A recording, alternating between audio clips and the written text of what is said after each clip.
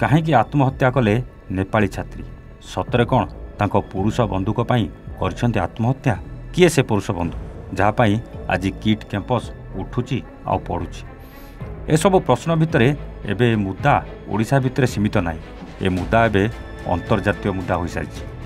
ଦର୍ଶକ ବନ୍ଧୁ, ୟା ଭିତରେ ଗୋଟେ ଅଡ଼ିଓ ମୋବାଇଲ ଘୁରୁ ବୁଲିଛି, ଯାହାକୁ ଶୁଣିବା ସମ୍ଭବ ନୁହେଁ।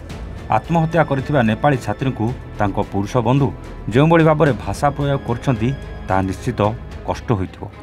ହେଲେ ଏମିତି ଭାଷା କହିବାକୁ କେଉଁଠୁ ଆସିଲା ସାହସ? ଛାତ୍ରୀଙ୍କ ପୁରୁଷ ବନ୍ଧୁଙ୍କ ଘର ଲକ୍ଷ୍ନୌରେ।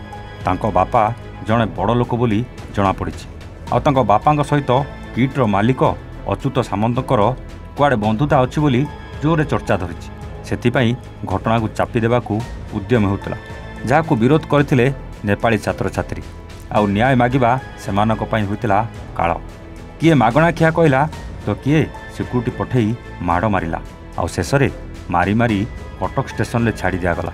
ଆଉ ଏବେ ଯେତେବେଳେ ଘଟଣା ହାଇଲାଇଟ୍ ହୋଇଗଲା ସେତେବେଳେ ଫୋନ୍ କରି ସମସ୍ତଙ୍କୁ ଡାକିବା ଆରମ୍ଭ କଲେ। ଆଉ ଭାଇସ୍ ଚାନ୍ସେଲରଙ୍କ ନେପାଳୀ ଛାତ୍ରଙ୍କ ପ୍ରତି ପ୍ରେମ ବଢ଼ିଗଲା। ବାହାରେ କିଟ୍ କର୍ତ୍ତୃପକ୍ଷ ଭଲ ନାଟକ କରି ଜାଣିଛ। ସେପଟେ ମୋହନ ସରକାର ଘଟଣାକୁ ଗୁରୁତ୍ୱର ସହିତ ନେଇ ପୋଲିସ ମୁତୟନ କଲେ।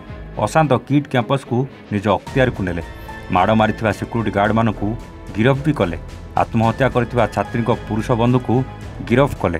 ଗିରଫ ବେଳେ ପୁରୁଷ ବନ୍ଧୁ ସବୁ ସତ ବି ମାନିଗଲେ ନୁହେଁ, ମାନିବାର ଚାରା ନଥିଲା। ଏବେ ପ୍ରଶ୍ନ ଉଠୁଛି, ପ୍ରଥମରୁ କାହିଁକି ପଦକ୍ଷେପ ନିଆଗଲା ନାହିଁ? ଆଉ ଏବେ କେବଳ କେତେଜଣ ସିକ୍ୟୁରିଟି ଗାର୍ଡଙ୍କୁ ଗିରଫ କରି ନିଜ ଦୋଷ ଲୁଚାଇବାକୁ ବସିଛନ୍ତି କି କିଟ୍ କର୍ତ୍ତୃପକ୍ଷ? କାହିଁକି ଅନ୍ୟମାନଙ୍କୁ ଏପର୍ଯ୍ୟନ୍ତ ଗିରଫ କରାଯାଇ ନାହିଁ? କାହିଁକି ଆଉ କାହା ଉପରେ କାର୍ଯ୍ୟାନୁଷ୍ଠାନ ନିଆଯାଉ ନାହିଁ? ଘଟଣାକୁ ଏତେ ଦିନ ବିତି ଯାଇଥିଲେ ବି କେବେ ଘଟଣା ସ୍ୱାଭାବିକ ହେଉଛି ତାହା କେବଳ ଦେଖିବାକୁ ବାକି ରହିଲା।